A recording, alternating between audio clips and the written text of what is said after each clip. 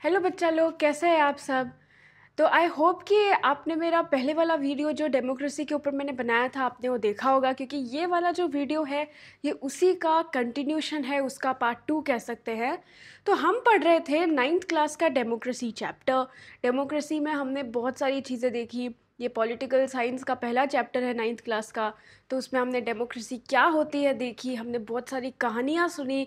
हमने पाकिस्तान की कहानी सुनी, चाइना की सुनी, ज़िम्बाब्वे की सुनी, एस्टोनिया की सुनी, फिजी की सुनी, बहुत ज़िम्बाब्वे, बहुत सारी मेक्सिको। तो हमने ऐसे बहुत सारी कहानियाँ सुनी थी डेमोक्रेसी के रिलेटेड। जो भी हमारी कहानियाँ थी, हमने ये भी देखा कि कौन सी गवर्नमेंट डेमोक्रेटिक होती है, कौन सी नहीं होती, कौन से एग्जाम्पल्स है डेमोक्रेसी के, कौन से नहीं है, और बहुत सारा कुछ हमने देखा, राइट। तो अभी हम बात करेंगे उसके आगे के पार्ट का, क्योंकि मैंने जैसे कहा था कि पहले वाली वीडियो थोड़ी लंबी हो गई थी तो हमने कट करना पड़ा। अब आज जो है उसके आगे का हम चालू करेंगे।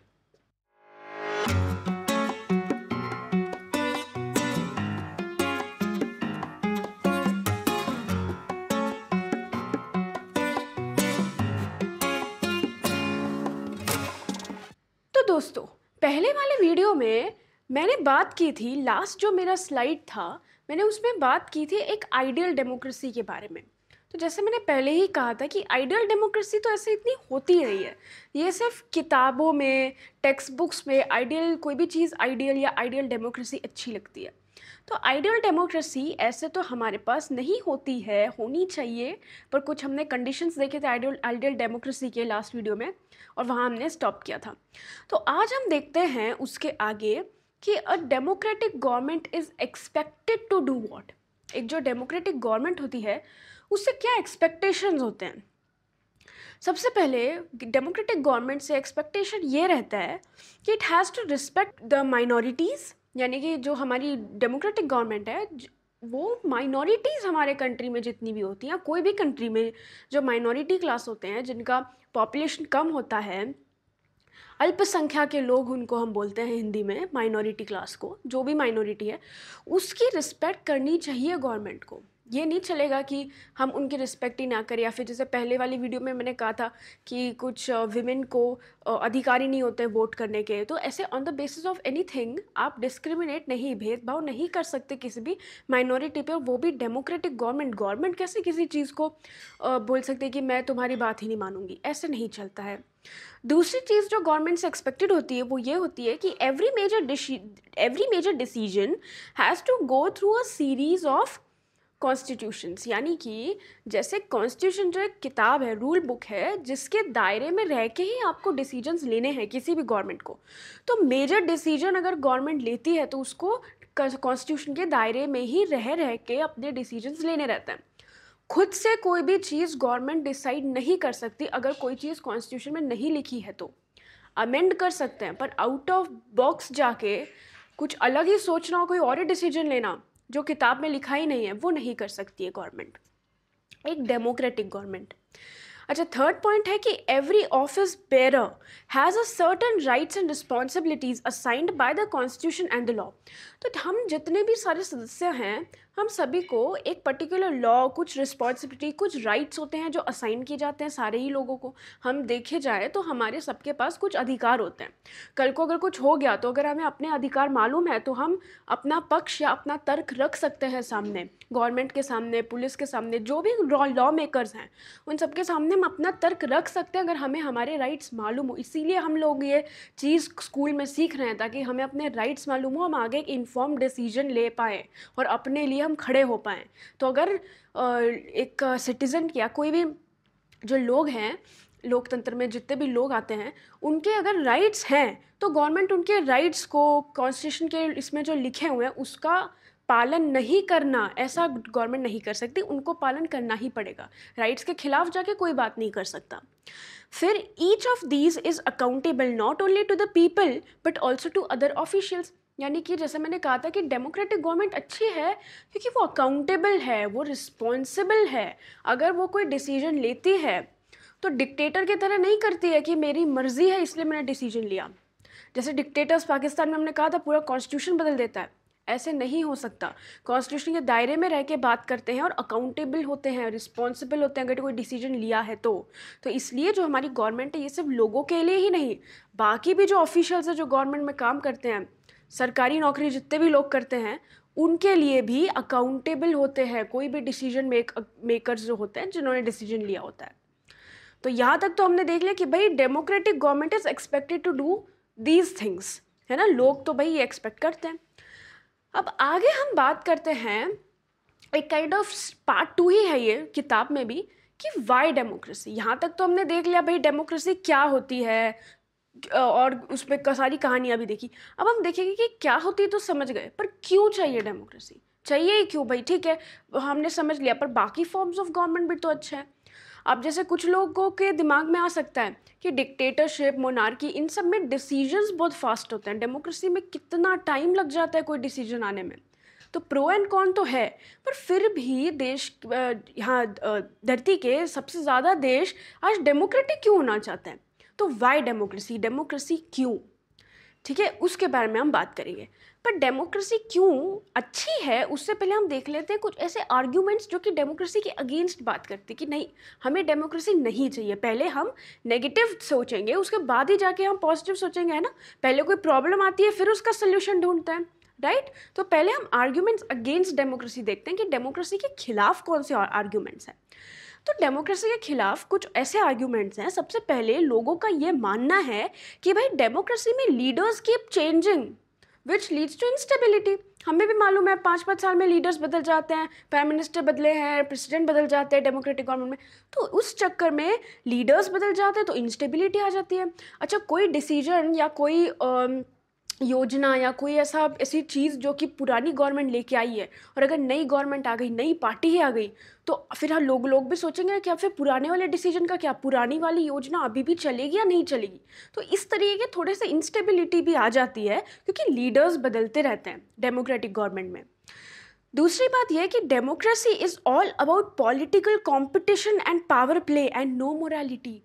तो यानी कि जैसे पहले वाले वीडियो में भी हमने इस चीज़ के ऊपर बात की थी कि जब फेयर इलेक्शंस की जब हम बात कर रहे थे पिछले वाले वीडियो में, तब मैंने कहा था कि इलेक्शंस आइडियली तो भाई बहुत फेयर होने चाहिए, पर फेयर क्यों नहीं होते उसके पीछे ये रीज़न है कि सबकी जैसे अपनी अलग अलग जॉब होती है ना। कोई डॉक्टर होता है, कोई इंजीनियर होता है, जो अच्छा काम करता है, जो एकदम अच्छे से काम करता है, उसको वो आगे बढ़ता है लाइफ में। तो उसी तरीके से एक्चुअली पॉलिटिशियंस भी हैं, वो उनकी नौकरी है, इट्स देयर ऑक्यूपेशन। तो अपनी ऑक्यूपेशन को बरकरार रखने के लिए they sometimes, I am not saying all the time, they sometimes try to do some dirty tricks to stay in the competition, to stay in this game. तो इन सब के चक्कर में पावर प्ले हो जाता है, मोरालिटी नहीं रहती, लोग डर्टी ट्रिक्स का इस्तेमाल करते हैं ताकि वही पावर में बने रहे, उनकी जॉब ना जाए। It's an occupation, that's why ये चीज़ आ जाती है। तीसरा पॉइंट ये है कि डेमोक्रेसी में ना डिसीजंस जो हैं वो बहुत डिले हो जाते हैं, कितना टाइम हो जाता है, कोई डिसीजन आता ही नहीं है यहाँ पे। इसके पीछे एक्चुअली रीज़न ये है कि डेमोक्रेसी में इतने सारे लोग होते हैं जिनका हमें पक्ष सुनना पड़ता है, वार्तालाप करनी पड़ती है, वाद विवाद होता है लोगों के बीच। तो जब इतनी सारी चीज़ें होती हैं ना, तो बहुत सारे लोगों से कंसल्ट करना पड़ता है, पूछना पड़ता है, सबके तर्क सुनने पड़ते हैं। क्योंकि हमारे पार्लियामेंट में भी अलग अलग इसके कास्ट के, रिलीजन के, जेंडर के लोग बैठे हैं, एक अलग रीजन को रिप्रेजेंट करते हैं, तो उन सबके पॉइंट ऑफ व्यू अलग होते हैं। तो ऐसे हमें सबसे सुनना पड़ता है, फिर जाके एक इन्फॉर्म डिसीजन देश के लिए लेना पड़ता है, which automatically leads to delays. उसके अलावा लोगों का ये भी मानना है कि elected leaders do not know the best interest of the people which leads to bad decision. तो डेमोक्रेसी में भी एक्चुअली कोई भगवान तो है नहीं, डेमोक्रेटिक गवर्नमेंट भी कि सारे डिसीजन अच्छे ही लेगी, नहीं, ऐसा नहीं होता। काफ़ी बार डेमोक्रेसी में भी या फिर जो बहुत पॉपुलर लीडर्स हैं वो भी कभी कुछ गलत डिसीजन ले लेते हैं डेमोक्रेसी में ही, क्योंकि उनको हो सकता है काफ़ी बार लोगों क्या चाहते हैं, लोगों का इंटरेस्ट किस चीज़ में रिलाई करता है, उनको नहीं इतना ज्ञान रहता, तो उस चक्कर में it leads to bad decisions. उसके बाद ordinary people don't know what is good for them. काफ़ी बार भाई जनता को तो मालूम ही नहीं रहता कि उनके लिए अच्छा क्या है, बुरा क्या है। जनता तो बहुत जल्दी बातों में आ जाती है कि अच्छा ये बोल रहे हैं तो ये सही होंगे, नहीं इसके पक्ष में इन्होंने बोला है तो ये सही होंगे। तो काफ़ी बार डेमोक्रेसी में जनता को ही नहीं मालूम रहता कि उनके लिए अच्छा क्या है। लास्ट पॉइंट ये है कि डेमोक्रेसी के अगेंस्ट बहुत बड़ा पॉइंट है। लोग ये कहते हैं कि democracy leads to corruption. Corruption होता है जहाँ डेमोक्रेसी होती है, बेस्ड ऑन इलेक्टोरल कंपटीशन, क्योंकि यहाँ कंपटीशन है। मैंने कहा था ऑक्यूपेशन हो गया है आजकल, तो लोग चाहते हैं कि भाई हम ही पावर प्ले करें, हम ही इस गद्दी पे बैठे रहें, उस चक्कर में किसी और को आगे नहीं आने देंगे, वैसा सीन हो जाता है। तो it also leads to corruption. ऐसी बातें हैं विच इज़ अगेंस्ट डेमोक्रेसी।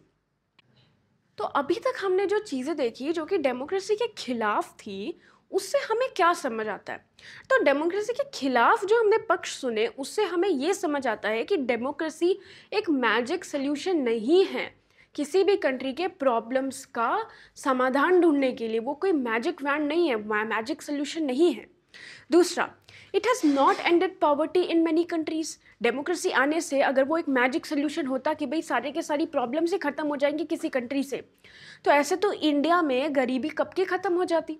लेकिन आज भी अनफॉर्चुनेट ट्रूथ ये है कि इंडिया में सबसे ज़्यादा गरीबी आज भी पाई जाती है, जबकि डेमोक्रेसी, हम तो बोलते हैं हम सबसे पावरफुल डेमोक्रेसी हैं दुनिया के, तो फिर अभी तक गरीबी क्यों ख़त्म नहीं कर पाए? तो ऐसी सब भी दिक्कतें हैं डेमोक्रेसी में। मतलब ये हमें कंक्लूजन से समझ आता है। उसके बाद, it only ensures that people take their own decisions and does not guarantee that their decisions will be good.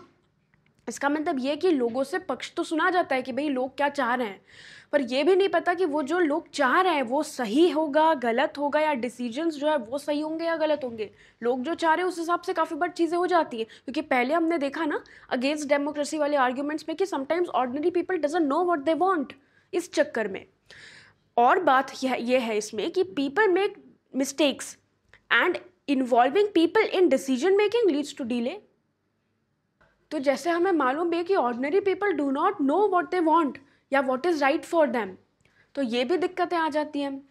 उसके बाद बात यह है कि people make mistakes and involving people in decision making leads to delay, क्योंकि हमें हर चीज़ सुननी पड़ती है, हर पक्ष सुनना पड़ता है, हर तर्क सुनना पड़ता है। उस चक्कर में जो है डेमोक्रेसी के डिसीजन लेने में डिले हो जाती है। उसके बाद, it also leads to frequent changes in leadership which can set back big decisions and affect government efficiently. यानी कि एक तो लीडरशिप भी बदल दी जाती है बहुत बार, हर 5 साल में 4 साल में 6 साल में, जितने भी साल में तुम्हारे इलेक्शंस हो रहे हैं जिस भी कंट्री के, वहाँ पे एक तो तुम्हारी लीडरशिप बदली जा रही है। इसका मतलब बिग डिसीजन जो भी गवर्नमेंट लेती है वो चेंज होगा, विच लीड्स टू गवर्नमेंट में इंस्टेबिलिटी काफ़ी बार आ जाती है। तो ये सारी हमें कंक्लूजन, ये सारे हमें सार मिलता है कि अच्छा, अगर हमने अगेंस्ट डेमोक्रेसी बात की, खिलाफ डेमोक्रेसी की बात की, तो डेमोक्रेसी के जो खिलाफ है उनसे हमें ये सारा सार मिलता है कि अच्छा हाँ, ये भी तो बातें हैं जो डेमोक्रेसी में नहीं हो रही है, राइट? तो अगर नहीं हो रही है तो is democracy better than other forms of government that are there to choose from? मतलब चलो, अगर खिलाफ है, डेमोक्रेसी इतनी बुरी है, तो भी सब डेमोक्रेसी को क्यों चूज़ करते हैं? फिर कोई और गवर्नमेंट लेके आओ, डिक्टेटरशिप लेके आओ, मोनार्की ले आओ वापस, तो फिर भी डेमोक्रेसी ही क्यों चूज़ की जाती है अगर डेमोक्रेसी में इतनी खराबियां हैं तो, है ना?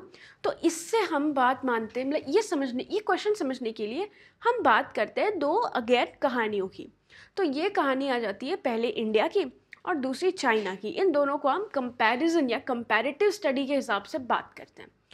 तो कैसा था कि 1958 टू 61 का दौर था। 1958 काफ़ी पहले की बात है। तो 1958 टू 61 में क्या हुआ था ना, एक बहुत बड़ा फेमिन आ गया था। फेमिन मतलब बहुत बड़ी फूड की स्कैर्सिटी हो गई थी, यानी कि खाना लोगों के पास नहीं था। उस चक्कर में खाने की कमी हो गई थी बहुत बड़े लेवल पे। एंड वर्ल्ड ने सबसे गंदा फेमिन देखा होगा तो 1958 टू 1961 के दौर में ही देखा था। और ये जो फेमिन है, इसमें 3 करोड़ लोग अनफॉर्चुनेटली अपनी जान गंवा चुके। कहाँ? चाइना में। ये चाइना में वर्स्ट हिट फेमिन था फूड स्कैर्सिटी के चक्कर में। एंड चाइना में तब कम्युनिस्ट का रूल चल रहा था, डेमोक्रेसी तो थी नहीं चाइना में। हमने अभी जस्ट पहले वाली वीडियो में भी देखा था कि चाइना में नहीं थी डेमोक्रेसी। तो इकोनॉमिस्ट जो हैं वर्ल्ड के, इकोनॉमिस्ट का ऐसा मानना है कि due to the type of government in China, it did not deal with food scarcity. अगर कोई और तरीके की गवर्नमेंट रहती तो शायद वो लोगों की जो चीखें हैं, जो डिमांड्स हैं, जो मांगे हैं, वो शायद सुन पाती। तो फूड स्कैरसिटी की मांगे कोई और गवर्नमेंट होती तो शायद सुन पाती। अब इसी दौरान इंडिया क्या कर रहा था? अभी चाइना मतलब हमारे नेबर्स में हिट हुआ है। कोई भी चीज़ अगर किसी भी कंट्री के नेबर में हिट होती है तो कहीं ना कहीं नेबर को अफेक्ट तो होता है ना। तो इंडिया में क्या हुआ? पहली बात तो इंडिया की जो अपनी कंडीशन थी चाइना से कोई बहुत अच्छी नहीं थी, और ना ही कि चाइना की कंडीशन इंडिया से अच्छी थी। दोनों तब एक ही लेवल पे थे। वो भी बर्बाद है तो हम भी बर्बाद थे, या फिर हम बर्बाद है तो वो भी बर्बाद थे। दोनों एक ही कंडीशन में थे। लेकिन चाइना ने ये फैमिन फेस नहीं किया। सिर्फ चाइना में ये फैमिन फेस हुआ था 1958 टू 61 में। इंडिया में कोई ऐसी दिक्कत नहीं थी। इंडिया में फूड स्कैरसिटी नहीं थी। अगेन वर्ल्ड इकोनॉमिस्ट्स का ये मानना है कि इंडिया में डेमोक्रेसी के कारण लोगों की जो मांगे हैं या फूड स्कैरसिटी होने की जो हो सकता है, इसकी जो फोरकास्ट है, वो डेमोक्रेटिक गवर्नमेंट के कारण उन लोगों ने पहले ही देख ली थी, जिस कारण इंडियन गवर्नमेंट रिएक्टेड या रिएक्ट टू फूड स्कैरसिटी। इसलिए इंडिया में ये जो फैमिन है वो हिट नहीं हुआ। तो हमें इससे क्या समझ आता है? इन दोनों हमने ठीक है कहानियाँ सुनी, इंडिया में ऐसा हुआ था उस वक्त, चाइना में ऐसा होता, पर इससे हमें समझ क्या आता है? What is a take home message? इससे हमें समझ ये आता है कि the existence of democracy in India made the Indian government respond to food scarcity. लोगों की मांगे जो है वो सुनी जाती है डेमोक्रेसी में, पक्ष सुना जाता है, तर्क रखा जाता है। No large scale famine has been ever seen in a democratic independent democratic country. Independent democratic country में इस टाइप के फूड स्कैरसिटी वगैरह के बारे में नहीं ज़्यादा आता सुनने को। मतलब गवर्नमेंट कर रही है, उनकी मांगे सुन रही है। तीसरा पॉइंट ये है यहाँ पे कि if China had a multi party elections, opposition party and free press could had criticize the government. यानी कि अगर वहाँ पे बहुत सारे पार्टीज़ होते तो एक तो वो अपोजिशन में होते, अपोजिशन तो क्रिटिसाइज़ करती है फूड शॉर्टेज या फूड स्कैरसिटी के कारण, और दूसरा हमारी जो फ्री प्रेस रहती है या फिर जो मीडिया रहती है वो भी गवर्नमेंट को ऐसा चीज़ों में बहुत क्रिटिसाइज़ करती है। तो उस प्रेशर के ही कारण गवर्नमेंट कोई डिसीजन तो लेती फेमिन के दौरान। तो अब हम देखते हैं कि फिर भी Y democracy is the best. अगर इतनी सारी हमने चीज़ें देखी तो भी डेमोक्रेसी बेस्ट क्यों है, राइट? तो डेमोक्रेसी बेस्ट इसीलिए है क्योंकि in democracy the government responds to the needs of the citizen. यानी बाकी जो टाइप के गवर्नमेंट है, जो भी नॉन डेमोक्रेटिक गवर्नमेंट है, ये तो काफ़ी बार लोगों की नीड्स को सुनते ही नहीं है। डेमोक्रेसी में एटलीस्ट लोगों के नीडों को सुना जाता है, नीड्स को, जो भी मांगे हैं उनको सुना जाता है। A non-democratic government may respond to citizens' needs, but it also depends on the wishes of the people who rule. यानी कि नॉन डेमोक्रेटिक गवर्नमेंट में सुना भी अगर जाएगा सिटीजन के राइट को, तो भी वो अपनी ही करेंगे जैसा उनको चाहा है वैसा। मतलब जो उनके मर्जी है वो उसी मर्जी के हिसाब से काम करते हैं। डेमोक्रेटिक गवर्नमेंट में ऐसा नहीं होता, क्योंकि अपोजिशन पार्टी भी रहती है, ऊपर से मीडिया भी पीछे लगी रहती है, तो उनको नहीं पसंद होगा तो भी उनको ऐसा डिसीजन लेने ही पड़ेंगे। फिर if rulers don't want to, they don't have to act according to the wishes of the people, right? अगर रूलर्स को मन नहीं है तो वो अपने हिसाब से भी रूल कर सकते हैं। उनको ज़रूरत नहीं है अपने एक पर्टिकुलर एक्ट में, अकॉर्डिंग टू सम एक्ट उनको रूल करने की कोई ज़रूरत नहीं है। फिर rulers have to attend the needs of the people. मतलब रूलर्स को जो नीड ऑफ द पीपल है उनको सुनना ही पड़ेगा। लोगों की जो भी मांगे हैं, जो भी नीड है लोगों की, उसको सुनना ही पड़ेगा। ऐसे नहीं कर सकते कि भाई नहीं करेंगे, क्योंकि ये तो बहुत बेसिक राइट है कि डेमोक्रेसी में they have to attend to the needs of the people, यानी कि जो भी लोग की मांगे हैं उनको सुनना ही पड़ेगा। तो अब हम बात करते हैं आर्ग्यूमेंट्स फॉर डेमोक्रेसी। इससे पहले जो हमने बात की थी, मतलब चाइना और इंडिया के भी पहले, हमने अगेंस्ट डेमोक्रेसी वाली स्लाइड जो है वो मैंने आपको दिखाई थी। तो अगर एग्ज़ाम में ऐसा कुछ आ गया कि भाई आर्ग्यूमेंट्स अगेंस्ट डेमोक्रेसी लिखो, तो वो सारे पॉइंट्स लिखने हैं। और अगर एग्ज़ाम में आ गया आर्ग्यूमेंट्स फॉर डेमोक्रेसी लिखो, यानी डेमोक्रेसी के हित में आर्ग्यूमेंट्स लिखने हैं, तो आपको ये सारे आर्ग्यूमेंट्स लिखते हैं। जो 5 हम चीज़ें हैं यहाँ पर डिस्कस करेंगे। तो ये जो मेन पॉइंट्स है, जो मेन आर्ग्यूमेंट्स है जो कि डेमोक्रेसी के हित में हैं, वो मैंने यहाँ पे रेड में मार्क किया है, राइट? तो फॉर डेमोक्रेसी क्या है? सबसे पहले, democratic government is a better form of government because it is more accountable form of government. कोई भी डिसीजन अगर डेमोक्रेटिक गवर्नमेंट लेती है या डेमोक्रेसी में गवर्नमेंट लेती है तो वो अकाउंटेबल है, रिस्पॉन्सिबल है। उसके बाद जितने भी डिसीजंस है it is based on constitution के दायरे में ही रह के डिसीजन होते हैं, अपने अलग से डिसीजन या रूल नहीं बनाते हैं। एंड बहुत सारे डिस्कशंस के बाद गवर्नमेंट जो है अपने डिसीजन लेती है। फिर democratic decisions involve many persons and meeting, बहुत सारे लोगों की बात सुनी जाती है, इसीलिए डिले होते हैं। राइट अभी हमने देखा था इसीलिए डिले होते हैं कि हर पॉइंट को सुना जाता है, हर तरीके से हर रीजन से जो भी लोग आए हैं सबके पॉइंट सुने जाते हैं और बहुत सारे मीटिंग करने पड़ते हैं। Many people are able to point mistakes in any decisions, काफ़ी बार जो इनकी मीटिंग्स होती हैं गवर्नमेंट में तो काफ़ी बार गवर्नमेंट के लोग भी मिस्टेक पॉइंट आउट करते हैं, यानी बताते हैं कि भाई इस डिसीजन में ये पॉइंट या ये चीज़ें गलत थी, ये बताया जाता है, डेमोक्रेसी में सुना जाता है। It reduces chances of rash and irresponsible decision, काफ़ी रैश डिसीजन लेना, इररिस्पॉन्सिबल डिसीजन लेना कि उसके बारे में मैंने सोचा ही नहीं, आगे का कुछ फोरकास्ट किया ही नहीं, डिसीजन ले लिया, लोगों को पसंद नहीं आया, गया मोर्चे हो गए और गवर्नमेंट बोलेगी अरे मैंने तो इसके बारे में सोचा ही नहीं था। ऐसे नहीं होता है, बहुत बड़े लेवल तक ये चीज़ सोची जाती है, फोरकास्ट की जाती है अगर कोई भी डिसीजन बदला है तो। जैसे कि आप लोगों को मालूम होगा कि हमारे जब नोट चेंज हुए थे 500, 100 इन सब के नोट न्यू आए हैं, पहले ये नोट्स नहीं थे, तो ये बहुत बड़ा डिसीजन था जो हमारी गवर्नमेंट ने लिया है। तो उसके ऊपर सारा फोरकास्ट गवर्नमेंट ने किया था, जाने कब से ये लोग मीटिंग कर रहे होंगे, डिसीजन ले रहे होंगे और एक खबर नहीं लगती लोगों को कि ऐसा कुछ होने वाला है, एक परख नहीं आती समझ में कि अच्छा ये होने वाला है, और एकदम से गवर्नमेंट डिसीजन ले लेती है। लेकिन उसके आगे जो चीज़ें आएंगी वो भी गवर्नमेंट को मालूम है कि ऐसे ऐसे पक्ष आएंगे, तर्क रखे जाएंगे और लोगों को ये समस्याएं आएंगी। उसके ऊपर पहले से जो पूरी सरकार है, जितनी पुलिस है, जितनी भी सरकार के साथ जो फोर्सेस हैं, अलाइड फोर्सेस जो गवर्नमेंट की हैं सारे देश में, उनको पहले से ही बोल देते हैं कि भाई निगरानी रखना, नज़र अपनी रखना खुले कि क्या क्या होने वाला है, लोगों के जो रिएक्शन होंगे कोई भी डिसीजन के लिए किस तरीके से हो सकते हैं। तो गवर्नमेंट बहुत कुछ सोचती है, इसीलिए इतना इम्पॉर्टेंट है ये सब। दूसरा आर्ग्यूमेंट जो फॉर डेमोक्रेसी है वो ये है कि democracy improves the quality of decision making.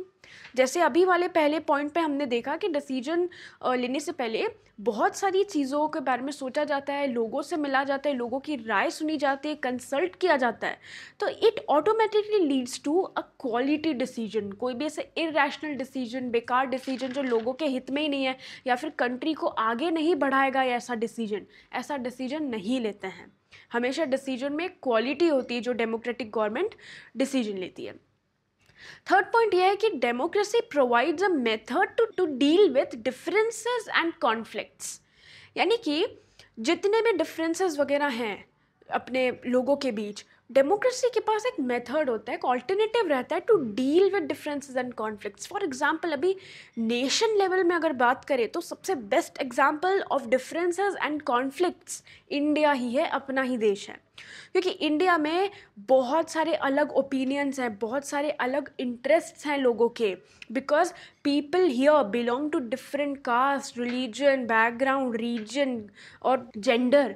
तो ऐसे अलग अलग जगहों से लोग आते हैं, बहुत अलग अलग चीज़ें से लोग आते हैं, and hence they all look at things differently. उनके पास चीज़ें देखने का तरीका अलग होता है, वो अलग वे से चीज़ें देखते हैं, महसूस अलग वे में करते हैं। जो ए पर्सन के लिए कोई नंबर 6 होगा तो बी पर्सन के लिए वो नंबर 9 होगा, है ना, क्योंकि वो अब उसके अपोजिट खड़ा है। तो ऐसे इतने सारे रिलीजन बैकग्राउंड से लोग आते हैं, रीजन अलग अलग होते हैं, तो बहुत सारे अलग ओपिनियंस होते हैं एक पर्टिकुलर डिसीजन के ऊपर लोगों के, and hence preference of one group can clash with another. कोई एक अगर ग्रुप अच्छा कुछ बोल रहा है तो दूसरे ग्रुप बोलेगा कि नहीं, हम इसको स्वीकार नहीं करते, ये हमारे लिए अच्छा डिसीजन नहीं है। तो ऐसे कॉन्फ्लिक्ट्स को सॉल्व कैसे करते हैं, कैसे डेमोक्रेसी में कॉन्फ्लिक्ट सॉल्व होंगे? अभी तो बोला डेमोक्रेसी में है एक तरीका कॉन्फ्लिक्ट को सॉल्व करने का। तो डेमोक्रेसी में कॉन्फ्लिक्ट को सॉल्व करने का सबसे पहला तो है तरीका यूजिंग ब्रूटल पावर। सिंपल सी बात है, ब्रूटल पावर का इस्तेमाल करना है, सिंपल। जो भी ग्रुप ज़्यादा पावरफुल है या जो भी ग्रुप ज़्यादा बड़ा है, जो मेजॉरिटी है, उसकी सुनी जाती है। क्लास में भी यही होता है, जो मेजॉरिटी बोलती है उनकी बात सुनी जाती है, राइट? तो it will dictate its terms and others will accept. लेकिन अगर यही ब्रूटल पावर का इस्तेमाल किया जाए तो ऐसे तो बाकी लोग या बाकी जो ग्रुप्स हैं वो रिसेंटमेंट में रहेंगे, यानी कि वो खुश नहीं रहेंगे, अनहैप्पी रहेंगे, वो सोचेंगे कि ये तो बहुत गलत है, ये तो गलत हो रहा है हमारे साथ। तो फिर क्या किया जाएगा? तो different groups may not be able to live in such a way for long time. ऐसे दबे दबे उनको नहीं अच्छा लगेगा, बोलेंगे ये तो हमेशा ही एक ही चीज़ मेजॉरिटी में ही रहेगी, हमारी तो कभी सुनी ही नहीं जाएगी। तो उसके लिए क्या है, डेमोक्रेसी में कभी भी एक परमानेंट लीडर नहीं होता, डेमोक्रेसी में कभी भी एक परमानेंट लूज़र भी नहीं होता। कभी एक लूज़र है तो बाद में वो लीडर बन जाएगा, फिर कोई एक लीडर है तो बाद में हो सकता है वो हार जाए। जैसे पहले भी हमने व्हाट इज़ डेमोक्रेसी में देखा था कि लोगों के पास ऑल्टरनेटिव रहता है, वो चूज़ कर सकते हैं। तो डेमोक्रेसी में जो भी पावर है, जो भी मेजॉरिटी है, वो एक ना एक दिन नीचे आएगी, गिरेगी सरकार, बोलते हैं ना। तो ये तो होता ही है डेमोक्रेसी में। So different groups can live peacefully with each other, क्योंकि डेमोक्रेसी में nothing is permanent, that's why. एक यहाँ एनसीईआरटी में बहुत खूबसूरत लाइन लिखी है, वो मुझे बहुत अच्छी लगी। वो लाइन ये है कि democracy is not about what does it do to the government, it is about what democracy does to the citizen. ये बहुत अच्छा है। डेमोक्रेसी ये नहीं है कि वो गवर्नमेंट के लिए कैसी है, डेमोक्रेसी वो है कि वो सिटीज़न के लिए कैसी है। गवर्नमेंट के लिए है ही नहीं, ये सिटीज़न लोगों को अधिकार देती है रूलर बनने का। तो ये बहुत अच्छी लाइन मुझे लगी।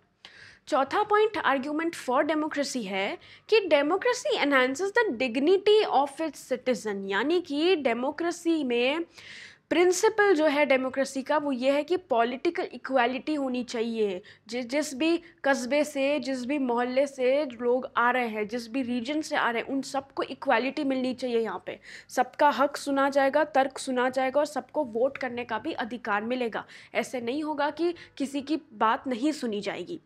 poorest and the least educated has the same status as the rich and the educated।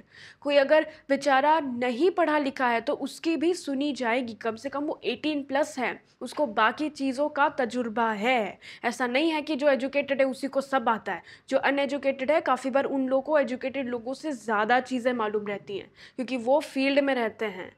Educated तो फिर भी बहुत अलग अलग दुनिया में रह रहे हैं, तो इसीलिए जो अनएजुकेटेड है उनकी भी बातें सुनी जाती हैं। ऐसा नहीं कि उनको नहीं सुना जाता, वो लोग भी बहुत ज़्यादा है नंबर में।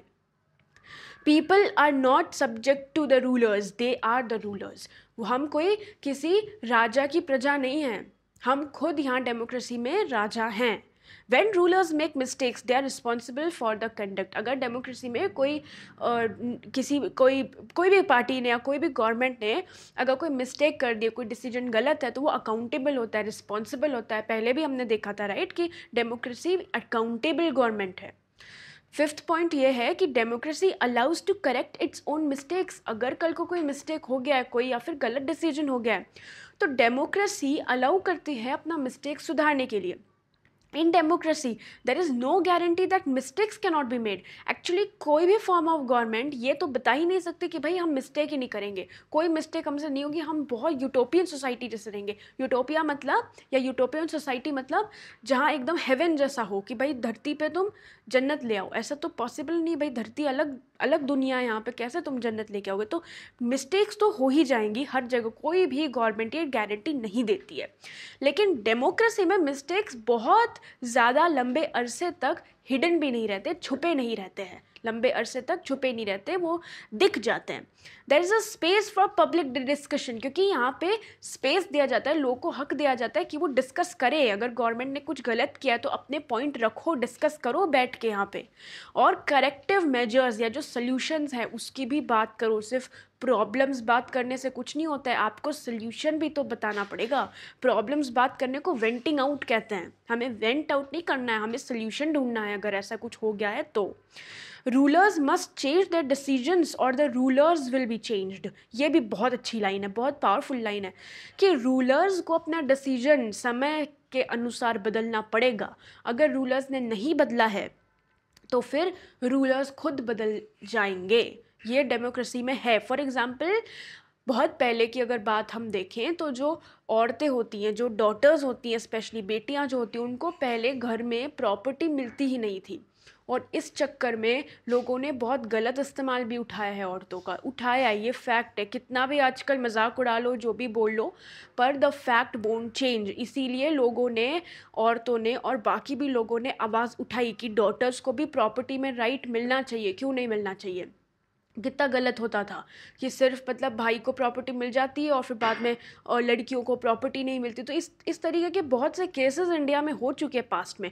तो उस कारण आज देखा जाए तो हमारे पास सब अधिकार है, प्रॉपर्टी राइट्स है, सब कुछ है। गवर्नमेंट खुद बोलती है कि अगर बेटी है अकेली हो तो भी ठीक है, 2 बेटियां हैं तो भी ठीक है, राइट ऑफ प्रॉपर्टी या प्रॉपर्टी का राइट मिलना चाहिए। ऐसा नहीं कर सकते कि अगर बेटियां हैं तो उनको हम अपना घर ही नहीं देंगे, हम उनको इनहेरिट करने की राइट ही नहीं देंगे। ऐसे नहीं हो सकता। ये सब चेंजेस आए हैं धरती पे, दुनिया में, और हमारे देश में ये चेंजेस आए हैं। यानी कि लोगों ने कुछ ऐसा काम पास्ट में किया है जिसके कारण आज हम इतने सुखी जीवन बिता रहे हैं, हम इतने आराम से रह रहे हैं कि हमारे पास तो सारे राइट्स हैं, क्योंकि पहले लोग लड़े हैं इन राइट्स के लिए।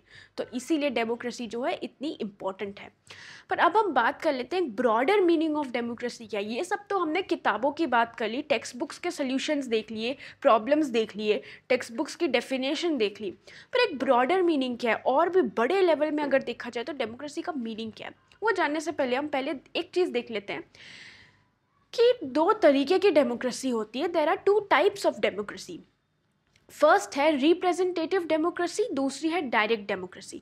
रिप्रेजेंटेटिव डेमोक्रेसी में बेसिकली ये मेजॉरिटी ऑफ डेमोक्रेसी ऐसी ही प्रैक्टिस्ड है। इसमें majority of the people rule their elected representative. For example काफ़ी बार ना क्लासेस में, कुछ स्कूल के कुछ क्लासेस में या फिर कॉलेजेस में तो ये बहुत फेमस होता है, क्लास रिप्रेजेंटेटिव होता है। ऐसे कॉलेजेस में कोई मॉनिटर नहीं होता, राइट, कॉलेजेस में कोई क्लास रिप्रेजेंटेटिव होता है, उसको हम काफ़ी बार सीआर कहते हैं। तो जो क्लास रिप्रेजेंटेटिव होता है वो सारी पर्टिकुलर कॉलेज की क्लास को रिप्रेजेंट करता है। कोई भी, अगर आपने कल को बायोलॉजी लेने का सोचा तो बायोलॉजी की आपकी क्लास होगी ना। आपने अगर बात आगे आप कॉलेज में जाओगे तो बायोलॉजी की आपकी क्लास होगी। तो आपके क्लास में तब कॉलेज में कोई ये नहीं रहता, मॉनिटर नहीं रहता, वहाँ पे क्लास रिप्रेजेंटेटिव रहती है और क्लास से डिसाइड करते कि ये बंदे को हम रिप्रेजेंटेटिव बनाएंगे। एक ही बंदा होता है। अब यही बंदा जाके अगर क्लास में कोई दिक्कतें हैं, अटेंडेंस की कोई इशू हो गया है, कोई प्रॉब्लम हो गया है, तो ये क्लास रिप्रेजेंटेटिव ही जाके जो हमारे प्रोफेसर्स होते हैं या फिर जो लेक्चरर्स होते हैं, कॉलेज में प्रोफेसर्स होते हैं, राइट, स्कूल में टीचर्स होते हैं, कॉलेज में प्रोफेसर्स होते हैं, तो प्रोफेसर्स को जाके कुछ पॉइंट रखना कि मेरी क्लास में ये दिक्कतें हो रही हैं, तो ये सब कौन करता है? ये एक इलेक्टेड मेंबर करता है क्लास का। कॉलेज में इलेक्टेड मेंबर्स को, या काफ़ी बार स्कूल्स में भी होते होंगे ये, इनको क्लास रिप्रेजेंटेटिव कहते हैं। उसी तरीके से हमारे भी गवर्नमेंट में, इंडिया में भी, हम अपने इलेक्टेड रिप्रेजेंटेटिव्स को आगे करते हैं। सारे डिसीजन जनता नहीं लेती है। हम बोलते हैं कि भाई इस रीजन से हमने तुम्हें आगे किया है, तुम हम सबको रिप्रेजेंट करो, तुम हम हमारे सबके हित में बात करना, अब तुम जाके अपना बात करो।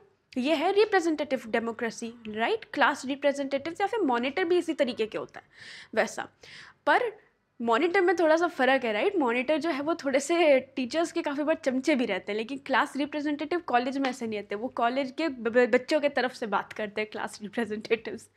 चलो अब डायरेक्ट डेमोक्रेसी। डायरेक्ट डेमोक्रेसी क्या है?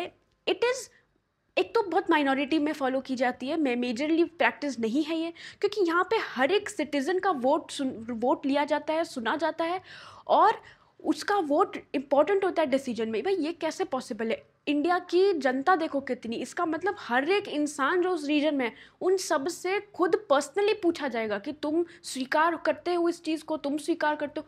अगर इंडिया में डायरेक्ट डेमोक्रेसी चल गई तो इस जन्म में तो हम कोई डिसीजन नहीं ले पाएंगे। हम, हमारी जनता देखो कितनी सारी है, ऐसा तो 10 साल लग जाएंगे हमें एक स्टेट कवर करने में।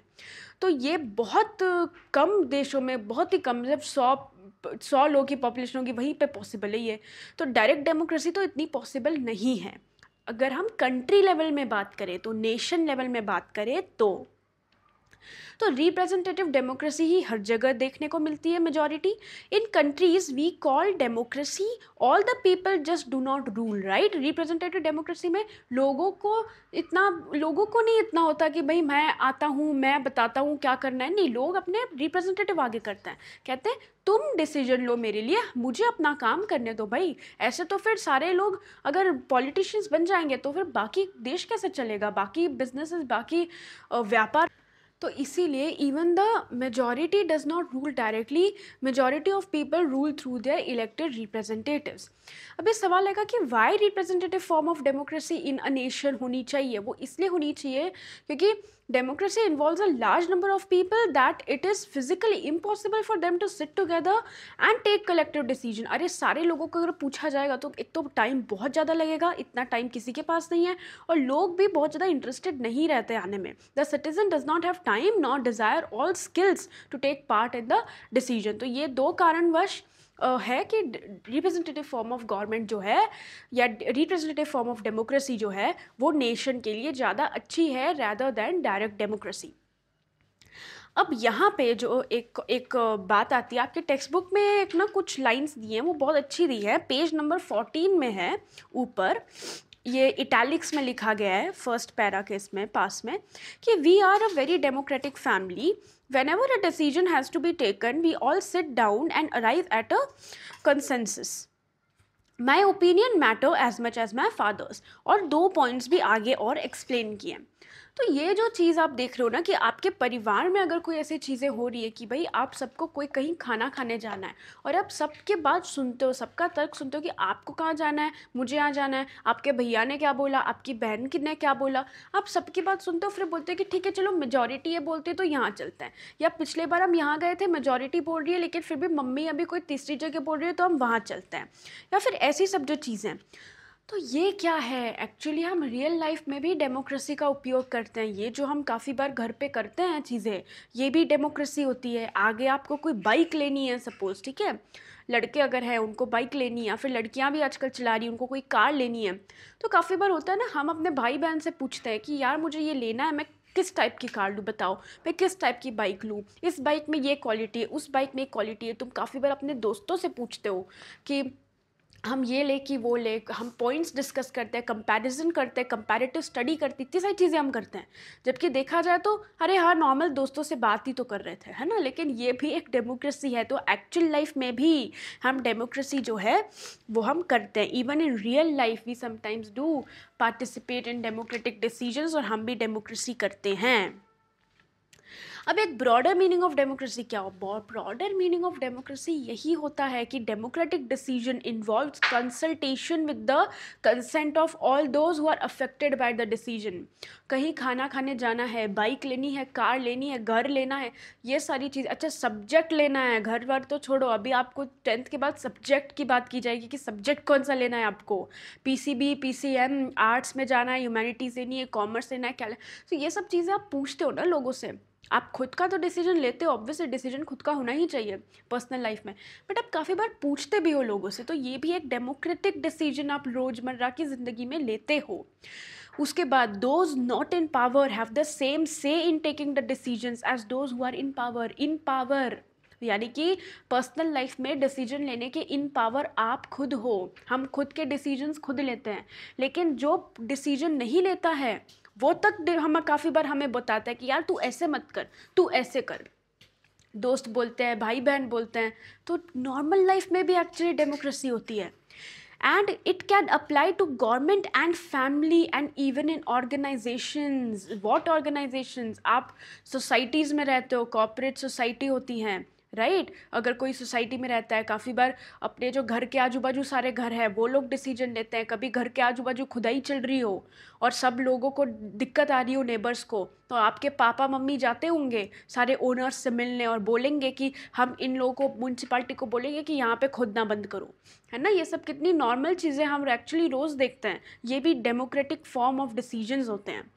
तो यानी कि principles of democracy can be applied in any sphere of life।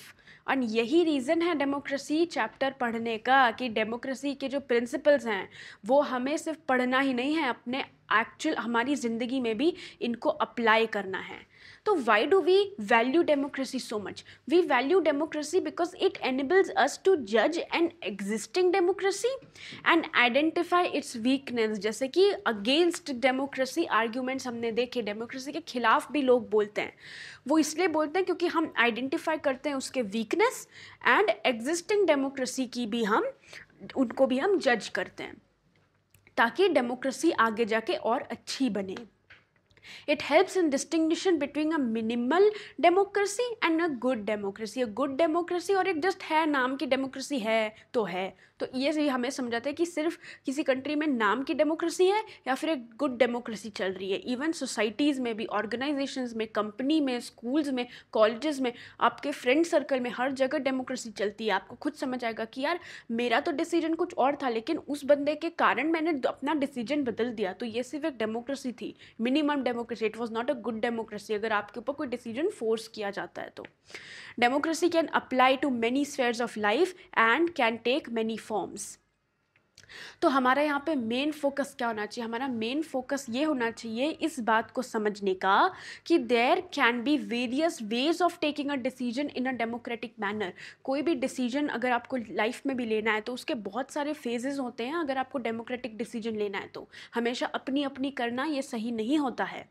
As long as the basic principles of constitution is on equal basis. अगर constitution equal है, equality के ऊपर बात कर रहा है, अगर equal right सबको है तब तक वो बहुत अच्छी बात है. If any community is small, then also there can be other ways of taking a democratic decision. आप बोलोगे नहीं कोई कम्युनिटी बहुत स्मॉल होगी तो उनकी हम क्यों सुने? अरे सुननी पड़ेगी. जैसे कि विलेजेस में ग्राम सभा होती है, पंचायत होती है, ग्राम सभा होती है, उनकी सुनते हैं ना लोग. ऐसे तो नहीं करते कि वो छोटी सी कम्युनिटी उनका रहने देते हैं. ऐसा नहीं होता है. हर कम्युनिटी की पक्ष, हर कम्युनिटी का तर्क हमें सुनना पड़ता है. तो अगर हम एक सार देखें, एक एकदम समरी देखें कि वाई वी वैल्यू डेमोक्रेसी, तो हम डेमोक्रेसी को इसलिए वैल्यू करते हैं क्योंकि it is not just a form of government, it is a very big word. It can apply to various phases and या फिर स्फेयर्स ऑफ लाइफ. बहुत सारी जगह में हम डेमोक्रेसी का एक्चुअली प्रयोग करते हैं, रोज़मर्रा की ज़िंदगी में उपयोग करते हैं हम डेमोक्रेसी का, लोकतंत्र का. Direct democracy in real life भी हम यूज़ करते हैं. तो इन कंक्लूजन क्या है? इन कंक्लूजन इस चैप्टर का ये है कि no country is a perfect democracy. कोई भी कंट्री एक परफेक्ट डेमोक्रेसी नहीं हो सकती है. Features of democracy in this chapter are only minimum and limited. यहाँ पे जो हमने 4-5 फीचर्स की हमने पहले वाले वीडियो में बात की थी, एक्चुअली ये 4 फीचर्स बहुत कम है. डेमोक्रेसी के बहुत सारे फीचर्स होते हैं लेकिन आप लोगों को समझने के लिए इस चैप्टर के लिए 4 बेसिक फीचर्स ऑफ डेमोक्रेसी ही हमने सुने हैं. Every democracy has to try to realise the ideals of democratic decision making can't be achieved once and for all. यानी कि एकदम से कोई डेमोक्रेटिक डिसीजन बहुत ही अच्छा हो जाए, एकदम आइडियलिस्टिक डेमोक्रेटिक डिसीजन रातों रात नहीं लिया जाता. सडनली गवर्नमेंट एकदम बेस्ट गवर्नमेंट नहीं हो सकती है. हर चीज़ को हमें टाइम देना पड़ता है. It requires constant efforts to strengthen democratic forms of decision making. हमें टाइम देना पड़ेगा, एफर्ट मारने पड़ेंगे, तब जाके हर एक डेमोक्रेटिक गवर्नमेंट भी और हर एक इंसान भी अपने अंदर भी और गवर्नमेंट में भी सुधार ला सकता है. रातों रात बैठे बैठे सुधार नहीं होता है, घर से सुधार चालू होता है. Right? What we do as citizens make a big difference in making a country more or less democratic. ये बहुत important lesson है इस चैप्टर का कि अपने गवर्नमेंट तो छोड़ो, वी एज सिटीज़न, हम खुद देश के नागरिक जो हैं, हमारा भी रोल बहुत बड़ा होता है देश को मोर डेमोक्रेटिक या फिर लेस डेमोक्रेटिक बनाने में. अगर हमारी वृत्ति में ही ऐसा है कि हम लोगों की बातें नहीं सुनेंगे, हम सबको दबा के रखेंगे, तो आप कैसे एक्सपेक्ट करोगे कि एक अच्छी डेमोक्रेटिक सोसाइटी हम बना पाएँ आगे फ्यूचर में? हमारी आगे के जनरेशन्स के लिए नहीं हो पाएगा क्योंकि हमारे खून में ही अगर वो चीज़ नहीं है. तो इसीलिए एज अ सिटीज़न, एक जागरूक नागरिक होने के चक्कर में हमें एक अच्छे खुद में भी हमें मतलब डेमोक्रेसी फॉलो करनी पड़ेगी. प्रिंसिपल्स ऑफ डेमोक्रेसी खुद में भी लाना पड़ेगा. उसके अलावा fate of a nation depends on not just the rulers but also on what citizens do. यानी कि एक कंट्री आगे कैसी बनेगी, कितनी डेवलप्ड होगी, कितनी डेवलप नहीं होगी, ये सिर्फ रूलर्स पे डिपेंडेंट नहीं रहता, ये जनता पे भी डिपेंडेंट होता है. जनता को भी अच्छा होना पड़ेगा तब जाके रूलर्स अच्छे बनते हैं. याद रखना, डेमोक्रेसी में जनता से ही रूलर बनते हैं. तो जनता अच्छी है तो रूलर अच्छे हैं. Other forms of government do not require all citizens to take part in politics. बाकी के गवर्नमेंट को देखो, लोगों को पता तक नहीं रहता कौन प्रेसिडेंट प्राइम मिनिस्टर है, कब इलेक्शंस है, कब नहीं है। ये चीज़ नोटिस किया आपने? इंडिया में सबको पॉलिटिक्स के बारे में बहुत जानकारी रहती है, घर घर में तो बातें ही होती है पॉलिटिक्स के बारे में। ये एक्चुअली अच्छी बात है, क्योंकि डेमोक्रेसी में ये रिक्वायरमेंट होती है कि सिटीज़न टेक पार्ट ले पॉलिटिक्स में, राजनीति में के बारे में बात करे, राजनीति का हिस्सा बने। एक्टिव पार्टिसिपेशन लोगों की चाहिए। एंड लास्ट जो पॉइंट है, जो मुझे बहुत अच्छा लगा पॉइंट, वो पॉइंट ये है कि democracy depends on an active political participation by all citizen. मतलब एक्टिवली पार्ट लेना पड़ेगा आपको डेमोक्रेसी को सुधारने के लिए। डेमोक्रेसी तभी काम करती है जब सब जागरूक हो और अच्छे नागरिक हो हमारे सोसाइटी या देश के, राइट। तो इसीलिए एक्टिव पॉलिटिकल पार्टिसिपेशन चाहिए यहाँ पे लोगों के तरफ से। तो यहाँ हमने ख़त्म कर दिया हमारा पहला चैप्टर, जो कि था democracy, what is democracy, why democracy and the broader meaning of democracy. तो आई होप कि आपको ये समझ आ गया होगा डेमोक्रेसी के बारे में। एंड आई ऑल्सो होप कि इससे आपको और भी बहुत ज़्यादा चीज़ें समझ आ गई होंगी कि एक ना ओवरऑल एक कंट्री कैसे रूल करती है, हमारी कंट्री में क्या हो रहा है, क्या नहीं हो रहा है। ये सब चीज़ें आई होप कि आपको समझ आ जाए, क्योंकि ये सब चीज़ों को चैप्टर में या फिर आपके सिलेबस में रखने का मुद्दा यही है। इट्स नॉट जस्ट फॉर आपके examinations and all, but is also ताकि लोगों को समझ आए कि भाई चीज़ें कैसे वर्क करती है कंट्री में, राइट। क्योंकि आप आगे जाके एक नागरिक सिटीज़न बनने वाले हो, एक इन्फॉर्म सिटीज़न बनोगे, आप 18+ हो जाओगे तो आपको वोटिंग राइट मिलेगा। तो इसलिए आपको ये सब चीज़ों के बारे में मालूम होना चाहिए। और जैसे मैं हमेशा कहती हूँ, keep studying, keep learning, happy studying, happy learning, and subscribe to Varsha's tutorials.